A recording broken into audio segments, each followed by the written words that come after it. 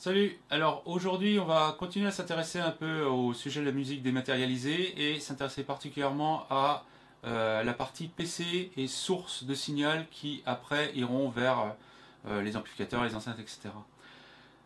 Le problème c'est que c'est qu'il est difficile de s'y retrouver avec toutes les offres possibles et imaginables et il est difficile de trouver une topologie qui fonctionne à coup sûr sans que ça devienne un enfer pour trouver les combinaisons, les réglages, etc. Euh, j'ai reçu dernièrement la dernière version de Ultimate Equalizer chez Bodio Software, qui est un système de filtrage sur PC, qui est un système, on va dire, universel, qui essaye d'être le plus généraliste possible, et qui permet de à la fois séparer différentes enceintes au sein d'un même système, gauche, droite, avant, arrière, etc., et au sein d'une enceinte séparer grave, médium, aigu, etc. Donc c'est un système assez complexe, assez complet, qui a ses limites et qui a ses contraintes, et qui pour moi jusqu'à maintenant n'est pas encore une solution qui permette de résoudre tous les problèmes. Alors sur cet épisode là, je vais montrer un peu comment fonctionne Ultimate Equalizer et la logique qu'il y a derrière, avec un certain type de matériel, la carte RME qui sert en fait de carte principale au niveau des traitements, et surtout le problème que pose ce système en soi, c'est-à-dire vers quoi le player doit-il envoyer ses signaux pour que le traitement se fasse après. Le problème, c'est que Ultimate Equalizer ne se comporte pas comme une carte son vers qui on envoie les signaux. Il faut envoyer par le media player les signaux quelque part, et Ultimate Equalizer doit aller les acquérir autre part, les traiter et les renvoyer encore vers un troisième endroit. Et c'est là où se posent les problèmes de topologie au niveau de la configuration du PC, au niveau des cartes, au niveau des logiciels, au niveau de qui rentre, qui sort, sous quelle forme, etc. La contrainte du système que je propose dans toute cette série d'épisodes qui va suivre, c'est un système qui est 100% numérique. La partie analogique ne se fait qu'à la fin, dans l'amplificateur lui-même, toutes les liaisons se faisant par AES-EBU ou équivalent. Et ça, d'une manière indirecte, ça pose des problèmes parce que les cartes son ont des comportements différents en fonction des marques, en fonction des drivers, et comme ça vient essentiellement du milieu pro, ils n'ont absolument pas les mêmes considérations que le milieu home cinéma en général. Il n'y a souvent pas la notion de gauche, droite, centre, arrière, surround, etc. Il y a notion de canaux, les uns derrière les autres, fournis par paire, vu que ce sont des cartes AES-EBU. Donc la carte RME contient 8 paires en entrée, 8 paires en sortie. Ce qui est pas mal. Mais après, comment faire adhérer ça à un système de filtrage et encore plus à un media player? Alors là, on va rentrer directement dans l'enfer. Donc, je vais commencer par décrire simplement l'architecture générale et les choix possibles sur un PC que j'ai ici. Et on va faire quelques démonstrations de Ultimate Equalizer au niveau du logiciel lui-même sur sa logique. Et après, on utilisera l'audio précision pour voir ce qu'il en sort et quels sont les problèmes pratiques qui peuvent sortir de là, au-delà d'un simple logiciel de calcul. On verra que le calcul, c'est une chose, mais la fiabilité et la gestion des dangers, par exemple d'avoir une configuration qui se perd et d'avoir tout à 0 décibel dans les haut-parleurs d'aigus, comme quoi ce genre de truc peut devenir un réel problème, et la notion de sécurité, de robustesse peut et doit être un facteur vraiment prédominant. C'est vraiment un des facteurs clés de tout ce système. Le DCX est fiable, il ne perd pas ses configurations et tout ça, mais sur un PC, un logiciel, quelle est la fiabilité? C'est très très difficile à savoir. Donc, on va commencer par une description de la topologie que je voudrais, mais qui ne sera peut-être pas possible, utiliser, et après on va voir un peu comment on va partir de là et balayer un peu tous les problèmes. Alors, les problèmes qui peuvent survenir au niveau de la topologie du système, elles sont dues au fait qu'on se retrouve à avoir deux logiciels qui fonctionnent en même temps. Le premier, c'est le Media Player. Mettons, le Media Player, c'est VLC, Media MPC HD, enfin des choses comme ça. Et lui, il faut qu'il envoie un flux multicanal quelque part. Normalement, il envoie ça sur une carte son. Voilà. Ce sont les périphériques de sortie de la carte son, et là, ça sort vers le système. Donc il y a une carte son de sortie. Donc un périphérique en tout cas, disons un matériel vers lequel lui il va envoyer quelque chose. De l'autre côté, UE, comme je l'ai appelé Ultimate Equalizer, lui, il va prendre des données venant d'un périphérique, pareil, une carte son. Donc a priori quelque chose qui rentrerait dans une carte son. Et ensuite, il réenvoie un flux issu de ça vers un autre périphérique. Donc une autre carte son ou la même qui va vers le système. Alors ça, si on le fait travailler sur le même PC, il y a un problème. Parce que où faut-il envoyer ça pour que lui le récupère? Ça ne peut pas être envoyé sur la même carte son ici, parce qu'en fait, ce serait comme si on l'envoyait là, sur un périphérique de sortie. Lui, il faut l'envoyer en tant qu'entrée. Donc, il y a deux solutions à ça. Il y a la solution de luxe, qui est prendre deux cartes son. Une carte son sur laquelle Media Player va faire. À l'arrière, un branchement se fait sur une deuxième carte son qui sert, elle, à alimenter Ultimate Equalizer en tant qu'entrée. Ici, ce serait pour mon cas la carte RME. Et ici, une sorte de carte son dont je ne connais pas les références, que j'aimerais bien trouver si j'accepte d'utiliser cette configuration-là, qui est une carte son avec, on va dire, 2 ou 4 sorties AES EBU. Parce que je ne veux pas travailler en analogique du tout. Je pourrais prendre une carte son standard et rentrer. Mais le RME n'étant absolument pas analogique, de toute façon, je suis obligé d'avoir des sorties multiples AES EBU. Donc, trouver une carte son AES EBU, ce qui est une chose, mais le problème, c'est que ces cartes son là, comme la RME d'ailleurs, je ne peux pas envoyer de flux multicanal venant de Media Player à ça. Ces cartes son se présentent comme des paires multiples, une par sortie AES, et non comme un bloc avec un canal, enfin, disons, avec un périphérique et 6 ou 8 canaux internes. Ce sont un certain nombre de périphériques avec 2 canaux chacun. Et lui, il ne sait pas envoyer, en général, je n'en ai pas trouvé qui savait le faire, envoyer chaque paire, par exemple, avant-gauche, avant-droite, sur une paire, arrière-gauche, arrière-droite, sur une autre paire, centre et subwoofer sur une troisième paire, etc. En fait, ils envoient ça sur un périphérique à 6 ou 8 canaux directement. Or, ces cartes son-là, avec des sorties AES-EBU, ne fournissent pas forcément un périphérique multicanal. En général, ils fournissent X périphériques à 2 canaux. La RME dans ce cas-là. Donc, par exemple, je ne peux pas utiliser le Media Player sur une RME au-delà d'un système stéréo, ce qui est un problème. Donc, le fait d'avoir une deuxième carte son résoudrait cette limitation de la RME, déjà. Je pourrais de toute façon pas l'utiliser. Et en plus, permettrait d'avoir une différenciation totale entre toute la partie Media Player et carte son, et toute la partie filtrage. À la limite, cette partie-là pourrait être sur un deuxième PC. Donc cette formule-là, qui est, on va dire, la formule de luxe, permet de résoudre les problèmes d'une manière, on va dire, élégante, et apporte quelque part une souplesse supplémentaire en, disons, coupant en deux les problèmes. Parce qu'il faut bien voir que là, il y a des tas de problèmes à résoudre.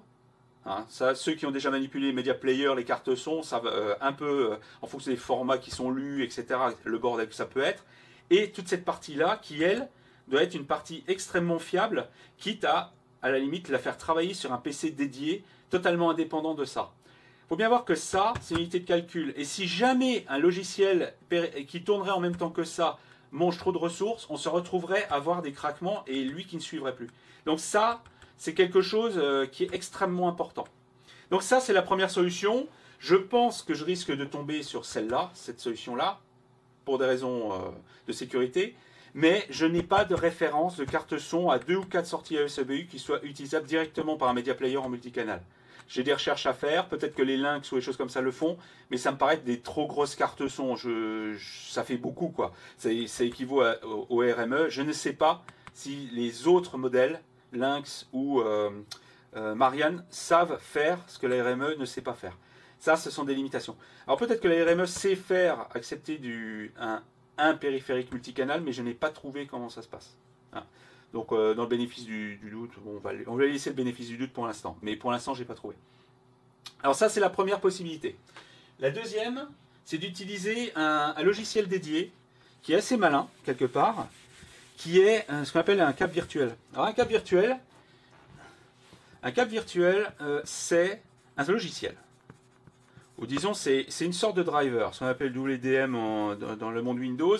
C'est c'est un device driver, qui est un logiciel d'assez bas niveau, qui va offrir à un media player, par exemple, une fausse carte son. Donc, ce qui va se passer, c'est qu'on va avoir le media player. Media player, lui, il va envoyer le flux sur une fausse carte son, on va dire, qui est simulée par le câble virtuel. C'est un logiciel, il n'y a pas de matériel. Et lui, vu du système, il se comporte comme une carte son avec des entrées et des sorties. Donc lui, il va se retrouver avec une fausse carte son vers laquelle il peut sortir. Et cette carte son, elle, peut se comporter comme un générateur de signaux. Et donc Ultimate Equalizer, lui, va brancher ses entrées dessus. Ça équivaut à une carte son virtuelle purement logicielle.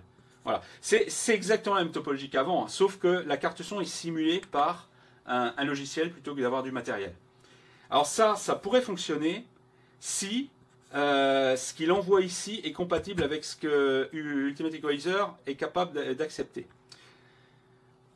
Alors, actuellement, je n'ai étudié que Ultimate Equalizer, donc je vois à peu près, lui, comment il fonctionne et quelles sont les possibilités qu'il y a. Surtout qu'il y a 2 versions d'Ultimate Equalizer. Je ne sais pas si d'autres logiciels sont capables de faire un truc équivalent. Je risque de rechercher, voir s'il n'y a pas d'alternative à ça. Pour l'instant, moi, je ne travaille que là-dessus pour voir si je peux vraiment aller jusqu'au bout.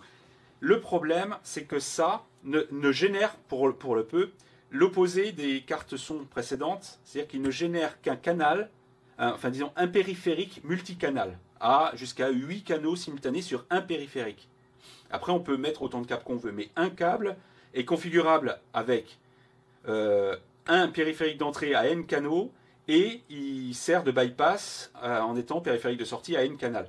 Donc lui, il est capable de l'attaquer directement parce que lui offre ce style de périphérique multicanal. Donc lui, il envoie tous les canaux home cinéma directement dedans et lui, il fait le bypass et lui, il est capable de les rechoper. Mais le problème, c'est que Ultimate Equalizer existe en 2 versions. Il n'est pas capable de gérer à la fois ces périphériques multicanaux et les périphériques qui offrent N périphériques à 2 canaux. Hein. Donc, ça c'est le problème que je vais développer là. Alors, Ultimate Equalizer, il y a 2 versions. Il y a la première version qui est historiquement celle qui existe depuis le départ, c'est-à-dire qu'il a été étudié pour un type de carte son bien spécifique qui est la LT1010, qui elle se présente comme un périphérique de 16 canaux, ou quelque chose comme ça. Enfin, un périphérique de 16 canaux, on va le dire comme ça. Donc, lui, il a été développé pour travailler sur des périphériques multicanaux. Et une deuxième version est apparue dernièrement, qui est la version MME. Elle ne travaille pas, elle travaille sur N périphériques stéréo. Ce qui est le cas de la carte RME, par exemple, qui présente la carte comme étant un certain nombre de entrées-sorties stéréo. Et lui, il les prend en tant qu'un seul lot et les traite comme si c'était un seul périphérique de 16 canaux. Sauf que le problème, c'est que moi, ma carte m'impose cette version-là, en entrée et en sortie, mais le câble virtuel, lui, génère un truc comme ça. Donc, il me faudrait l'autre version. Et en fait, Ultimate Equalizer me correspondrait si, en entrée, il travaillait comme ça, et en sortie, il travaillait comme ça. Or, ce n'est pas le cas. Et donc, le problème, c'est que le câble virtuel ne me convient pas dans cette situation-là, à cause de ça. Et ce problème est aussi que je n'ai pas trouvé de carte AES-EBU qui fonctionne de cette manière. Si on pouvait en trouver une qui fonctionne comme ça, on prend cette version-là et tout fonctionne comme ça avec un câble virtuel. Le deuxième problème du câble virtuel, c'est que c'est un logiciel. Donc, il est tout aussi susceptible d'être perturbé par des demandes de ressources intempestives, quelque chose qui prendrait beaucoup de ressources processeurs. Le Media Player peut tout à coup prendre une grosse ressource, il est en train de lire un Blu-ray, etc. Paf, il prend toutes les ressources et ça fait dérater, donner des bruits, des clics, des interruptions du flux sonore qui, lui, devrait normalement pas être interrompu. Donc, cette deuxième solution, c'est une solution, on va dire, facile, mais elle comporte des risques. Il va y avoir à la fois une machine très puissante et des cartes son qui sont compatibles, ainsi que le logiciel qui pourrait s'adapter au tout. Donc là, on commence à voir un peu toutes les difficultés du choix des softs, des cartes, etc. Parce qu'il y a plusieurs mondes qui cohabitent en même temps. Et bien sûr, selon la loi de Murphy, on ne trouve jamais la combinaison qui nous convienne. Donc moi, pour l'instant, je laisse en suspens l'aspect hard. Je pense que ce qui va se passer, c'est que je vais avoir deux cartes son. Et il faut que je trouve une carte son sur laquelle va se brancher le Media Player et qui va fournir un certain nombre de sorties AES-EBU. Mais une carte son qui se comporte comme ça, parce que c'est comme ça que les Media Players, a priori, travaillent. Ils ne savent pas reconnaître ça, ils travaillent avec ça. À ma connaissance. Peut-être, alors si des gens savent et connaissent des players qui savent attaquer des périphériques multiples, là, je serais extrêmement intéressé. Et dans ce cas-là, je pourrais changer de player. J'ai l'habitude d'utiliser, c'est le MPCHC, donc c'est le Media Player classique Home Cinema, parce qu'il est simple, etc. Bon, après, c'est purement une question d'habitude. C'est pas parce que c'est le meilleur, c'est parce que j'ai l'habitude avec ça. Lui ne sait pas gérer ça. Il sait gérer que ce genre de truc. Et la carte RME ne sait pas générer ça. Alors, c'est un peu bizarre parce que les cartes que j'avais avant, c'est des phases 28. En voilà une, c'est les Teratech. Alors ça, bon, elle est analogique, mais rien n'empêcherait qu'elle soit multiple sortie AES-EBU. Cette carte multicanal, exactement comme la RME, une carte pro. Sauf que lorsqu'on lui envoie un signal multicanal sur le périphérique 1, parce qu'elle fournit autant de périphériques qu'il y a de paires, eh bien, en fait, elle se comporte comme ça. Alors, il y a un certain nombre de cartes. Le problème, c'est que la RME ne le fait pas. Enfin, la RME semble le faire comme ça, mais c'est pas comme ça que ça se passe. Une carte, par exemple, la RME, ainsi que la Teratech, se présente comme ça sous Windows 7. Il y a un périphérique qui s'appelle Speaker, RME, etc. Ensuite, il y a la suite. Il y a AES EBU 3.4, AES 5.6, jusqu'au bout, jusqu'à AES, AES 15.16. Voilà, ça je parle des périphériques de sortie, vers quoi le Media Player peut envoyer. Teratech, et elle-même, il y a un speaker pour Teratech. Et après, c'est pas de l'AES, c'est une sortie, bon, on va faire out 3.4, etc., jusqu'à out 7.8. Alors, ça se présente pareil. Alors, le premier lot de données s'appelle pas pareil que les autres. Ça s'appelle speaker quelque chose. Sauf que dans le cas RME, c'est tout à fait équivalent en AES 1.2. D'ailleurs, on le retrouve sous la forme AES 1.2 quelque part. Mais sous la forme Teratech, quand on envoie du multicanal, il attaque tous les autres et il se comporte comme un périphérique à 8 canaux. Lui, il se comporte comme un périphérique à 2 canaux uniquement. Alors ça, c'est uniquement un problème de driver et d'interprétation au niveau du constructeur. Et c'est ça le problème. C'est qu'en fouillant dans les docs des cartes, il est impossible de savoir si on est dans ce cas-là ou dans ce cas-là, alors que extérieurement, ça se ressemble énormément. Donc, si la RME avait été comme ça, ben, à la limite, bon, c'est peut-être lourd, c'est peut-être cher, mais j'en remets une deuxième du même genre, et hop, j'attaque la RME avec le Media Player, et un bypass à l'arrière pour attaquer la deuxième qui sert à Ultimate Equalizer. Sauf que là, je peux pas. Je peux pas utiliser cette carte-là dans un contexte multicanal.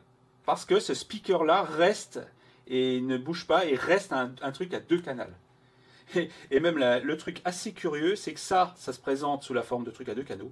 Et il y a la AES, alors je suppose que c'est un bug du driver, 9.10, qui elle se comporte comme un truc à 8 canaux, mais elle l'ignore complètement. Donc ça, à mon avis, c'est un bug, je ne sais pas du tout, j'ai pas compris exactement ce que ça veut dire, mais ça se comporte exactement comme les autres. Donc là, j'ai passé des heures à essayer de voir ça. Hein. Donc c'est ça le problème. Le problème, c'est qu'il n'y a pas de cohérence dans les cartes. Là, je suis dans les cartes pro. Alors, si je rajoute là-dedans des cartes genre Asus, les grosses cartes Asus ou les cartes intégrées aux cartes mères, alors là, chacune a son truc avec son propre utilitaire, avec son propre pseudo DSP, ses propres traitements. Chacune se comporte de manière totalement différente. C'est un merdier infernal. Il n'y a aucune cohérence entre les systèmes, alors que ça devrait être un système extrêmement simple. Mais bon, il faut toujours que, quand on est dans le grand public, on présente ça sous la forme vendable, et derrière, en fait, se retrouve avec des trucs quasiment propriétaires pour essayer de faire pas comme le voisin d'à côté.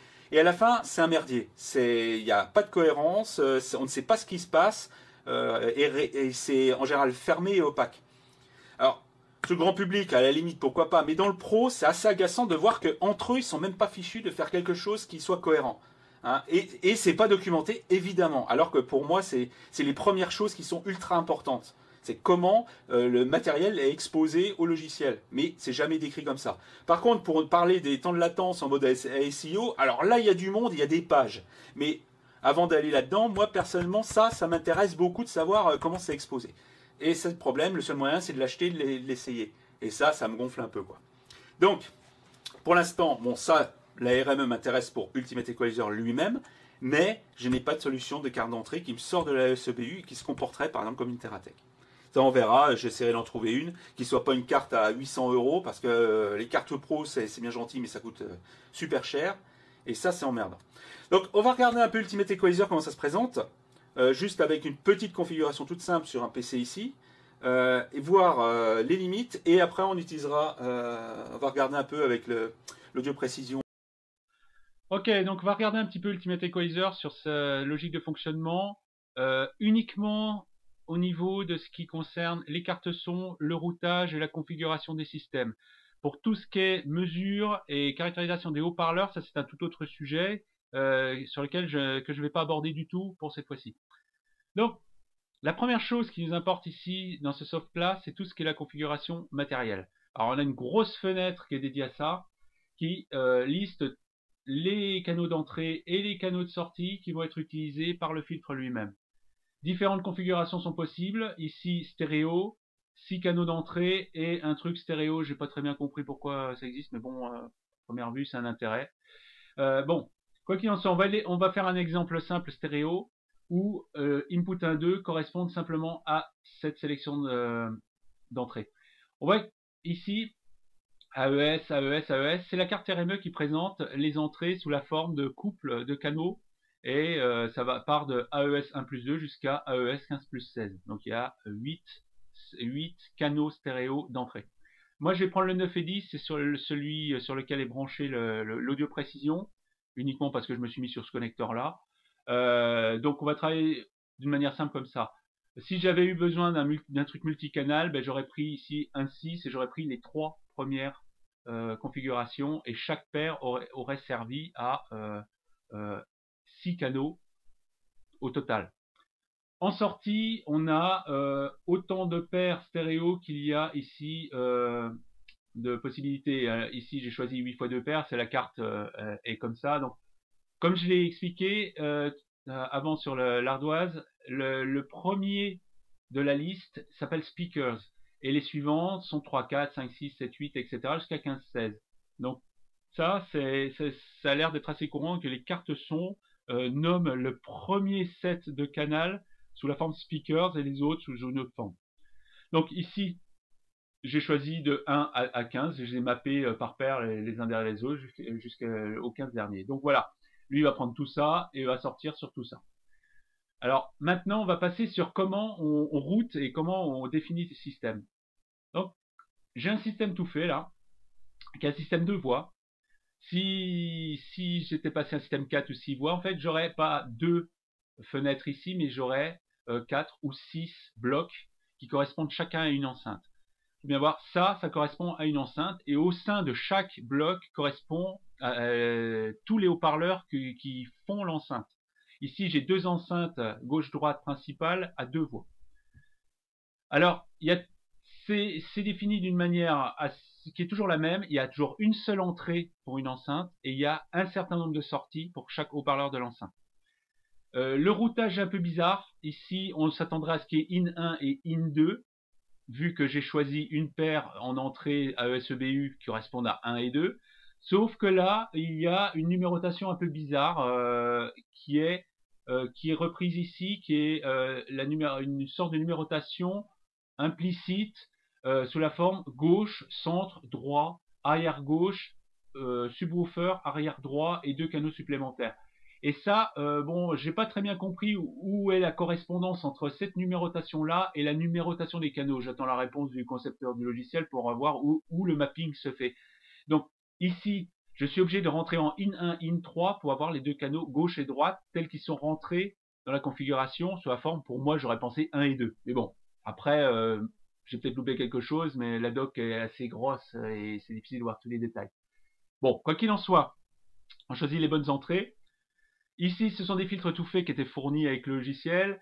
Il y a deux premiers ordres chaînés, passe haut et passe bas. Ils sont faits de la même manière, ils coupent à 1000 Hz pour l'exemple. Et devant deux equalizers paramétriques, ils sont mis à 0 et j'en ai mis un quand même sur le canal gauche, je l'ai mis avec un pic à 10 décibels et un gain, un contrôle qualité de 5. Donc voilà, mis à 300 Hz, etc. Donc on modélise chaque enceinte indépendamment les unes des autres, comme ça, avec l'éditeur qui est ici. On rajoute les éléments, on peut mettre autant de filtres qu'on veut, on définit différents, ici les entrées, les haut-parleurs, le filtre ici. Alors les filtres, il y a toutes sortes de filtres disponibles selon ce qu'on veut, voilà, on choisit ce qu'on veut, etc. Donc je vais pas, là après c'est de l'édition, après c'est faut lire la doc et puis voilà. Donc voilà, ici, voilà comment il y a l'éditeur là. Bon, ça c'est rustique, hein, mais bon, ce qui compte c'est qu'on y arrive. Alors, une fois qu'on a fait ça, en fait, ça ne fait rien du tout à part dessiner les trucs. Après, de cet ensemble-là, on crée une courbe de réponse. Et c'est cette courbe de réponse qui va être créée à la demande, qui va être utilisée pour générer les filtres eux-mêmes. Donc, ici, je n'ai que deux trucs, centre, etc. n'existe pas, hein, vu que je suis en stéréo. Donc, ici, j'ai front right qui est la courbe de réponse des deux out 11, out 12, et front left qui est l'équivalent, sauf que là, vu que j'ai rajouté un equalizer, je l'ai là à 300 Hz, c'est celui-là qui a été mis. Donc voilà, voilà ce qui se passe. Ici, il y a le player, entre guillemets, en fait, c'est ce qui est mis en route si, quand tout est prêt et qu'on veut le lancer tout seul, mais en fait, on met en route ce truc-là, et c'est le truc qui prend toutes les entrées et qui les redistribue en sortie. Donc ici, j'ai l'audio précision qui est branché, qui envoie en entrée in 1 et in 3 un signal, voilà, et en fait ça map sur le AES 9 et 10 tel que c'est défini dans la configuration. Donc si je fais play, j'ai les canaux gauche et droite qui envoient un signal. Ici j'ai un signal de 1 kHz et là j'augmente le gain pour qu'on le voit, j'ai bien les canaux 9, 10, 11 et 12 ici qui sont générés. C'est là où j'ai les deux sorties ESEBU branchées sur l'audio précision. Donc, on voit à peu près ce qui se passe. Ici, le niveau est en dessous du niveau d'entrée parce que, en fait, je suis à la fréquence de coupure des deux filtres. Et comme je me retrouve avec des Butterworth, enfin des premiers ordres chaînés, en fait, je suis 6 décibels en dessous du niveau normal. Voilà, c'est pour ça que je me retrouve avec un niveau inférieur pour les cas. Si je passe à, par exemple, 100 Hz, ici, je vais me retrouver avec le passe-bas qui sont out 10 et 11 et 12, qui sont là, qui se retrouvent au même niveau que l'entrée quasiment, et les passes hauts qui n'ont quasiment pas de niveau. Et si je passe à 10 kHz, je vais avoir le contraire. Voilà. Donc, voilà à peu près comment ça marche. Là, il est en train de tourner tout seul, il prend tout ce qui rentre et il génère sur tout ce qui sort. Donc ça c'est souple, ça c'est logique en soi, sauf la numérotation où il y a des détails que j'ai toujours pas compris. Mais disons, voilà à peu près l'idée, c'est on prend les entrées qu'on veut, on met les filtres qu'on veut et on renvoie sur les sorties qu'on veut. Et on met tout ce que, enfin la topologie n'a a priori pas de limite à part la puissance de calcul pour le faire. Donc on va garder ce canal, le gauche avec cet equalizer là, et on va regarder avec l'audio précision si on a bien ça en sortie. Ok, donc on va faire une mesure rapide du canal gauche qui contient les deux haut-parleurs avec leurs filtres respectifs et le petit equalizer centré sur 300 Hz. Donc on va juste faire une mesure de ces trucs-là. Donc j'ai mis à 0 décibel en sortie. Alors ici, bon, 0 décibel, c'est pas calibré, donc ici on se retrouve à une valeur à peu près ici. Donc voilà à peu près le système. La mesure de ce genre de truc est un peu délicate par le fait qu'il y a une latence, donc il faut faire attention à ce que l'analyseur, lui, ne se retrouve pas à mesurer quelque chose qui était une valeur d'avant. Donc il faut vraiment faire attention à ce qu'il n'y ait pas de problème à ce niveau-là. Donc c'est pour ça que la mesure est plus lente, c'est parce que j'ai préféré mettre un seuil de sécurité pour éviter qu'il mesure quelque chose qui viendrait avec un certain retard. Donc là, on voit la mesure qui se passe, on voit l'équalisation à 300 Hz qui a été rajoutée. Donc on retrouve ce qu'il y a de l'autre côté sur la figure. On tombe bien sur la même réponse. Donc ça fonctionne bien. Et là, ce qui est intéressant, c'est que ici, je suis sur une sortie SPDIF qui, au lieu d'avoir un canal gauche-droite, a un canal aigu et grave médium sur un seul canal, ce qui permet d'avoir un ampli sur une enceinte pour 2 haut-parleurs, ampli stéréo, mais qui n'est que sur un côté. Et ça, c'est assez intéressant parce que c'est pas habituellement comme ça que sont utilisés les canaux. Alors là, bon ben voilà ce qui se passe. Donc on a ce qui est prévu, hein, on a ce qui est défini dans Ultimate Equalizer. Donc voilà. Alors maintenant, on va passer à quelque chose qui est pour moi beaucoup plus embêtant. Je vais mettre le son de l'audio précision, qui est le son de ce qui rentre au niveau de l'analyseur. Alors ça, c'est le 1 kHz normal généré. Maintenant, je vais bouger les fenêtres.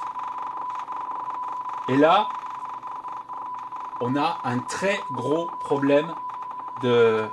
Non seulement pendant que je bouge la fenêtre, on a des clics, des craquements qui viennent, mais en plus, il reste. Maintenant, je ne bouge plus la fenêtre, on a des craquements qui restent. Il faut que j'arrête Ultimate Equalizer et que je le redémarre pour... Et encore, ça continue à faire, c'est-à-dire qu'il est vraiment perturbé. Quand il a été perturbé, non seulement ça s'entend très fortement, mais en plus, quand on arrête la perturbation, il continue à émettre des parasites. Et ça, pour moi, c'est un gros souci. Alors, ça, c'est ce qui va faire probablement qu'il faille mettre ce logiciel-là sur un PC dédié et sur lequel il n'y a rien d'autre que lui-même. Mais ça, pour moi, ce n'est pas rassurant et quelque part, c'est un problème de robustesse.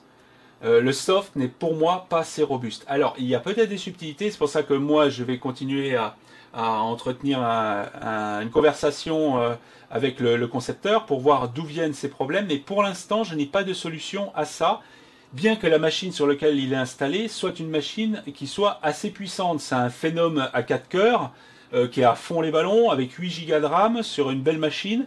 Il n'y a pas de raison qu'un pauvre filtre avec 2 équalisations, quelques systèmes du premier ordre puisse mettre à genoux le processeur, ce qui n'est pas le cas, hein. Le processeur il tourne à peu près à 20%, mais que simplement déplacer une fenêtre et avoir des retracés à l'écran et autant de parasites. Pour moi, c'est un gros souci, et c'est ça qui m'inquiète le plus pour l'instant.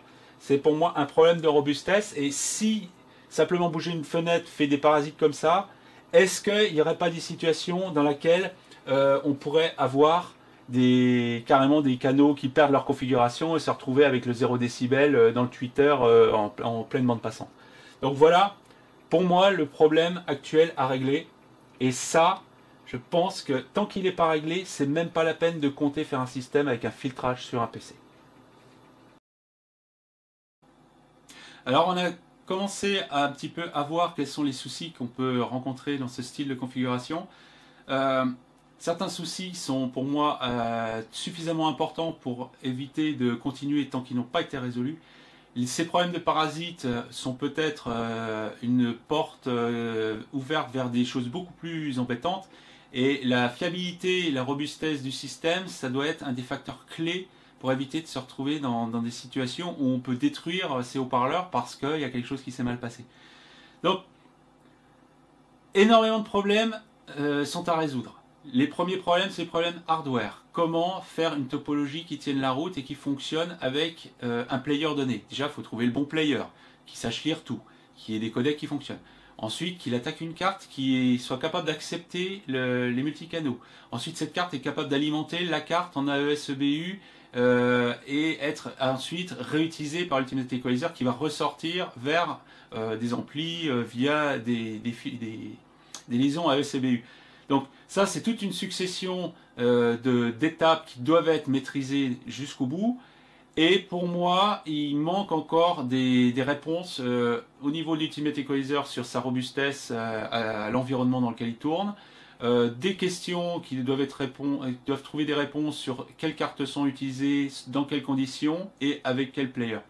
On voit qu'un simple problème qui semblerait assez, allez, on va dire facile, on va dire c'est simple, je prends un ordinateur, je prends un logiciel filtrage, je branche les enceintes, puis c'est bon, c'est fini. À quel point un simple truc comme ça peut devenir absolument inextricable dès lors que on commence à se pencher dessus. Il existe plein de trucs, ils sont pas tous complets, il manque un bout pour que ça puisse se faire, on essaie d'utiliser un autre truc pour compenser le manque ici et là, et puis à la fin on se retrouve avec une espèce de truc, une espèce d'usine à gaz totalement immaîtrisable, et c'est un peu l'impression que j'en ai pour l'instant.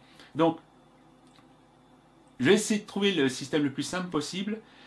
Peut-être qu'il y a d'autres systèmes de filtrage qui fonctionnent, je n'ai pas trouvé de système équivalent à Ultimate Equalizer. Il y a des trucs un peu qui ont du soft et du hard en même temps, comme mini DSP, des choses comme ça. Difficile de savoir exactement ce qui se passe là-dedans, et ce sera, disons, être obligé de payer pour essayer. Enfin, bon, j'ai pas trouvé d'autres références de filtrage logiciel qui soient de ce genre. Donc, si des gens connaissent d'autres solutions, je serais extrêmement content de les connaître et de voir un peu si elles se comporteraient mieux sur le terrain. Parce qu'il n'y a que ça qui compte, c'est comment ça se passe sur le terrain dans la vraie vie. Et bon, pour ma part, heureusement, bon, le concepteur de Ultimate Equalizer est facilement disponible et on peut facilement lui poser des questions et discuter avec lui.